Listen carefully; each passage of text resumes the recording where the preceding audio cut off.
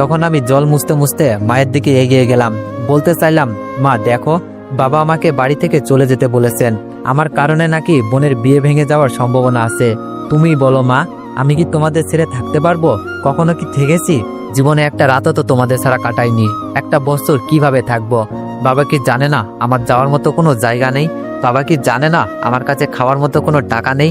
বাবা কি জানে না তোমার হাতে রান্না না খেলে পেটে খাবার হজম হয় না? তুমি বাবাকে বলে ম্যানেজ করো না মা। আমি থাকতে পারবো না তোমাদের ছাড়া।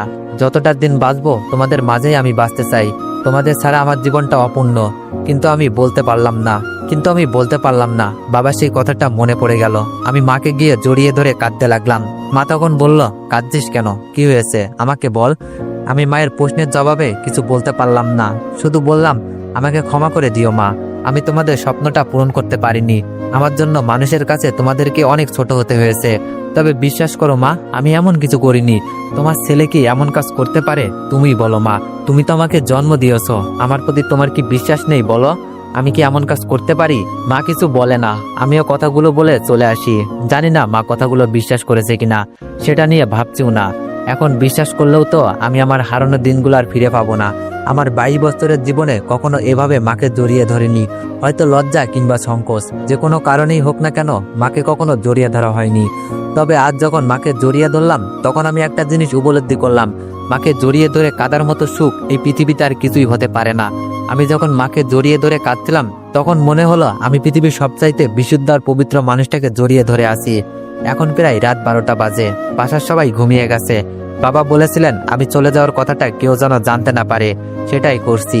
সত্যি বলতে যেতে ইচ্ছা করছিল না, আবার থাকার মতো অবস্থাতেও ছিলাম না। বাড়ির বাইরে চলে এসেছি। আর চাইলেও আমি এই বাসায় যেতে পারবো না, কারণ এই বাসার মানুষগুলোকে আমি সবসময় ভালো দেখতে চাই।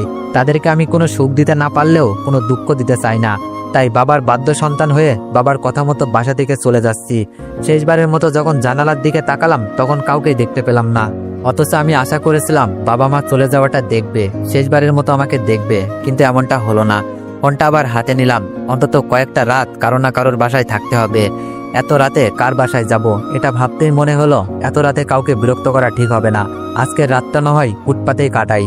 কত মানুষ তো তাদের সারাটা জীবন রাস্তায় কাটালো। আমি না হয় একটা রাতের জন্য ফুটপাতের মানুষ হয়ে গেলাম।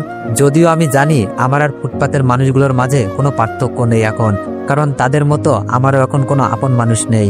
কিছু সময় আগে সবকিছু ত্যাগ করে আমাকে চলে আসতে হয়েছে। এখন আমি একা, বড় একা। আমার জীবনে আপন কিংবা পর কেউই নেই। আমার একাকিত্ব জীবন শুরু আজ। জানি না এই একাকিত্বর সাথে লড়াই করে কতদিন টিকতে পারবো আমি। ফোনটা চেক করতেই দেখলাম 72 বল মিস কল। মিলির সাথে কথা বলার পর ফোনটার প্রতি আর মনোযোগ দেওয়া হয়নি। একবার শুধু দেখেছিলাম মিলি অনেকবার ফোন দিয়েছে। তখন ফোনে কথা বলার মতো অবস্থা ছিল না, তাই এড়িয়ে গিয়েছিলাম। আমি নিজেই মিলির কাছে ফোন দিতে চাইলাম, কিন্তু দেখলাম অনেক রাত হয়ে গেছে। এত রাতে মিলি হয়তো ঘুমিয়ে গেছে, তাই ফোন দিব কি দিব না এটা নিয়ে দ্বিধায় পড়ে গেলাম। অবশেষে যখন রাতটা কোনো ক্রমেই পার হচ্ছিল না, তখন মিলিকে ফোন দিলাম। ফোন দেওয়ার সাথে সাথেই মিলি ফোন ধরে ফেলবে এটা ভাবিনি। তার মানে এতক্ষণ সে জেগেছিল। ফোনটা রিসিভ করেই মিলি খুব কড়া গলায় বলল, সমস্যা কি তোমার? নিজেকে কি মনে করো তুমি? এত বড় জঘন্য একটা কাজ করেও তুমি আমার সাথে ভাব নিচ্ছ, আমাকে ইগনোর করছো। কতবার ফোন দিয়েছি হিসাব করেছো? আমার তোমাকে এড়িয়ে চলা উচিত, সেখানে তুমি আমাকে এড়িয়ে চলছো। ব্রেকআপের পর তুমি যদি একটিবার ফোন দিয়ে সরি বলতে, তাহলে আমি সব ভুলে যেতাম, তোমাকে বুকে টেনে নিতাম। কিন্তু তুমি সেটাও করনি।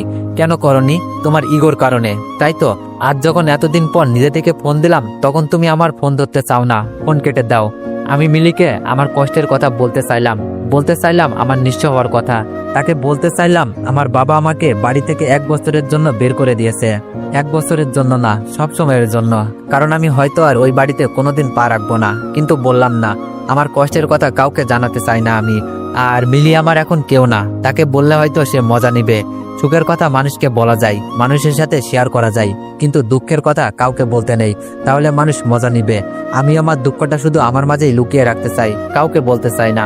আমি মিলিকে বললাম একটু সমস্যা হয়েছিল, তাই ফোন ধরিনি। সমস্যা নেই, তুমি তোমার যত রাগ আছে আমার উপর ঝাড়তে পারো, আমি কিছু মনে করব না।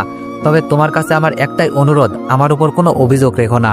আমার কথা শুনে মিলি ফোনটা রেখে দেয়। তার ফোন রেখে দেওয়ার কারণটা খুঁজতে গেলাম না। হয়তো আমার কাপুরুষের মতো আত্মসমর্পণটা সে মেনে নিতে পারেনি, তাই ফোনটা রেখে দিয়েছে। তো এভরিওয়ান, গল্পটির নাম হচ্ছে মায়ার বাঁধন। আর যদি এই গল্পটির নেক্সট পার্ট পেতে চাও, তাহলে বেশি বেশি কপি লিঙ্ক করে দাও আর একটু বেশি বেশি কমেন্ট করে দাও। ধন্যবাদ।